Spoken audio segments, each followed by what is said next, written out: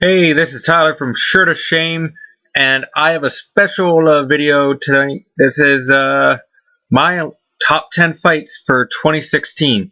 Now, this isn't the most historic, uh, the most highlight reel fights, the most popular fights. This is the top 10 fights that I like because I am doing the video, and I don't have to answer your questions.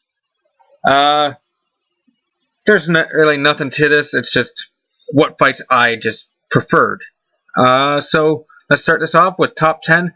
Will Brooks versus Ross Pearson. When Will Brooks left Bellator, he had the belt around his waist, much like Eddie Alvarez. Eddie Alvarez came in and proved a lot of people wrong the night before and won the belt. And so you'd think that all eyes would be on him, another Bellator champion, making his debut in the UFC. Problem was that this was the same week as UFC 200, so not a lot of people were paying attention. It was a perfect matchup for Will Brooks. Ross Pearson's bruiser boxer style really complemented Brooks' flashy kickboxing style. Ultimately, some knees on the part of Will Brooks and his wrestling tipped the scales in his favor, and he walked away with the W. But it's still one of my favorite fights of the year. After that, we got Yair Rodriguez versus Alex Caceres at number 9. This fight is probably one of the fights that looks the most like a kung fu movie that we've ever seen in the UFC. It's 5 straight rounds of spinny shit. Yair's style was so over the top that it actually made Caceres look like a meat and potatoes fighter by comparison, which doesn't happen a lot. But he gave Yair all he could handle, and it really just showed that he can go if you make him. This fight single-handedly helped raise Yair from thrilling prospect to up-and-coming contender. Let's just hope that his fight with BJ Penn actually happens so that his momentum can continue. At number 8, I have Silva versus Bisping. I mean, what more could you ask for? This is a fight that analysts were kicking back and forth for years. And when we finally got to see it, we got to see the perfect versions of both fighters. You got to see Bisping at the very top of his game, really just having all the confidence in the world and having his boxing tight as it could be. Silva was vintage Silva. We got to see the taunting. We got to see the smooth moves. We got to see a highlight reel knockout from Silva. And that, unfortunately, that Bisping got saved by the bell, and the fight got to keep going. But the fight was phenomenal on both fighters' parts. This is 2 of the best middleweight strikers to ever enter the UFC octagon, and we got to just see exactly what we wanted to see. It was great. It lived up to the hype, and you couldn't deny that. It was a great fight.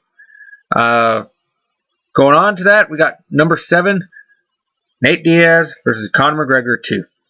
I'm not going to include Conor McGregor 1, and I know that this fight is probably Dana White's 1 through 5 on his top 10 list, and so I just can't not include it on this fight, because this fight carried a lot of hype going in. People were just over the moon about it, so there's no way it could live up to the hype, right? Wrong. This fight actually delivered. Conor came out hot and desperate to show the world that he could compete at lightweight. And Diaz was Diaz. We got to see everything we wanted to see out of Diaz. And ordinarily, a win over a guy like Diaz doesn't earn you an immediate title shot. But in this case, it not only made Conor a serious contender, but it made him undeniable as a superstar. You couldn't talk shit about him anymore. He became that guy who'd earned everyone's respect in this fight. Okay, at number 6, Frankie Edgar versus Jeremy Stephens, the redheaded stepchild of UFC 205, with fights like McGregor Alvarez, Woodley Thompson, Romero Weidman, even Joanna Jacek versus Karolina Kowalkiewicz. This fight absolutely blew under everyone's radar. Flew, not blue. I don't know why I said that. This fight was straight up Edgar being Edgar and Stevens being Stevens. Edgar put a pace on him, tried to grind him down, but Stevens connected hard and followed up on it. He almost knocked out Edgar, but as we all know, to knock out Frankie Edgar, you have to drive a truck down to the octagon and run him over, and maybe you'll get a 10-8 round out of that. I don't even know if Frankie can die. But after some dangerous fits for Edgar, this fight continued to be a back-and-forth classic. At number 5, halfway there, Bisping versus Henderson 2. This movie was nothing more than a movie-quality story. Dan Henderson is about to ride off into the sunset. He just wants one last chance to earn UFC gold. Bisping wants to get a win over Hendo, who gave him one of his career lowlights. People were crying foul on this fight taking place, but all the critics were silenced when it happened. The fight hit every box. Great back and forth action. Superb skill from Bisping. Power from Hendo. Several near finishes, and it was just great from start to finish. And when they finally make the movie about Michael Bisping or Dan Henderson, this will have to be the climax. At number 4, this is a selfish one for me. Edson Barboza versus Anthony Pettis. There's just something about Anthony Pettis I don't like. So seeing him finally get that striking match he's always wanted, and for him to have it blow up in his face against Edson Barboza, just loved it. Gave me good feelings. Pettis was had come across some hard times. After losing his bout to RDA and then losing a follow-up match to future title winner Eddie Alvarez, he needed a good win over a good opponent. Barboza seemed like a tailor-made matchup. However, things didn't work out too well, and Edson Barboza gave up everything he could handle, eventually outworking him for a decision victory win. Barboza actually drove Pettis out of the division and convinced him that he couldn't compete at lightweight for the time being. He's kind of coming back now. But I wrote this before his last fight with Holloway. At number 3, Neil Magny versus Hector Lombard. Going into this fight, Magny was a hot prospect, but the general consensus on Lombard that he was an unstoppable killing machine. For a little over half the first round, he was. He wiped the mat with Neil Magny, pummeling him brutally until Magny got to his feet and Lombard realized he had nothing left to give. He tried to go through the motions, but from there, Magny used his reach and his movement to dismantle Lombard in beautiful fashion. This was a David and Goliath fight at its best. Lombard remained dangerous for most of the fight, but he landed hard on Magny's chin 2 minutes into the second round, but Magny remained calm and finished the fight in the third round. It was beautiful. At number 2, it's hard to decide which one was 1, 2, or 3. This might be one of my favorite fights of all time. Tony Ferguson versus Lando Vannata. It was supposed to be Tony Ferguson fighting Michael Chiesa, which was a fight that I was really looking forward to, but hopes were not high when a relatively unknown opponent was just thrown in against Tony at the last second. Little did we know what Vannata was, or how problematic it would be for Ferguson in the early goings, creating a grueling back-and-forth knockdown drag-out fight, almost finishing one of the top lightweights in the world.